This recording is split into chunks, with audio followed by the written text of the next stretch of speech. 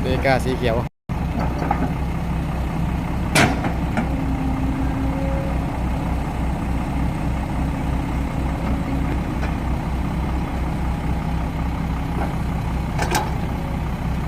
กันครับมันเป็นล็อกกี้นะครับ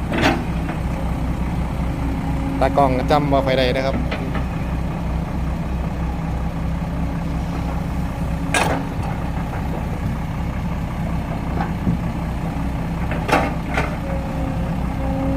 ดินสวยมากครับเหมาะสำหรับถมที่ทำบ้านนะครับหรือไปถมที่นะครับดินสวยมากเลย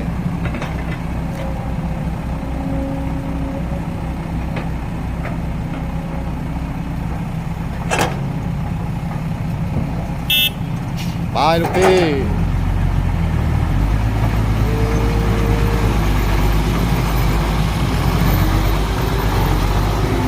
ลั่นหน่อยลั่นหน่อย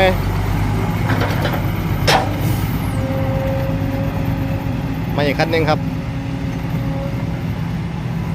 สีฟ้าคันนี้สีฟ้าท่อลั่นซะด้วยนี่เป็นไงเป็นไง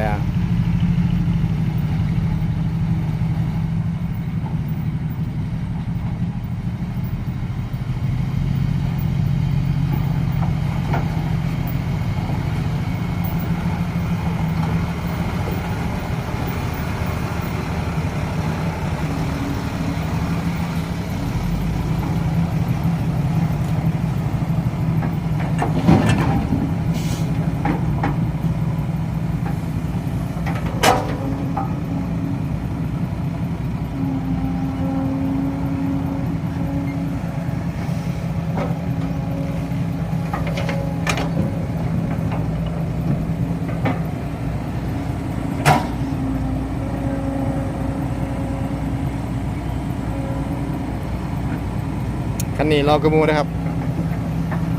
ยกนาซาหลายกระมูครับคันนี้มีหมวกด้วย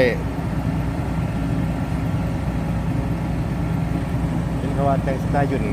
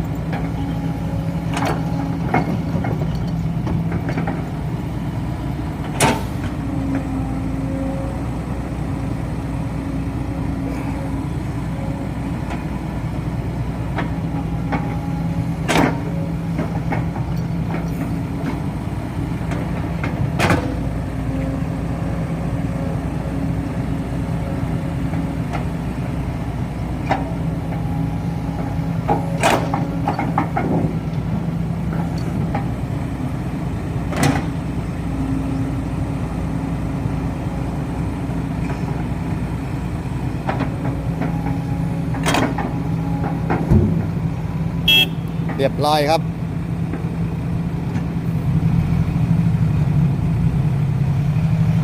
ลั่นหน่อยลั่นหน่อยลั่นหน่อย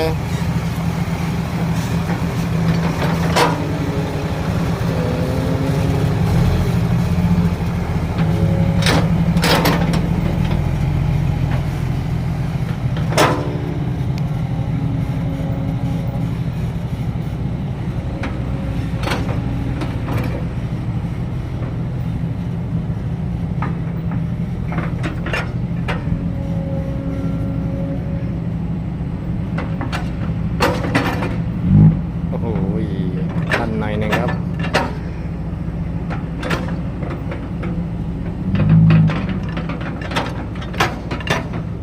โอเคครับคลิปนี้ก็ขอจบเพียงสำนี้นะครับสวัสดีครับ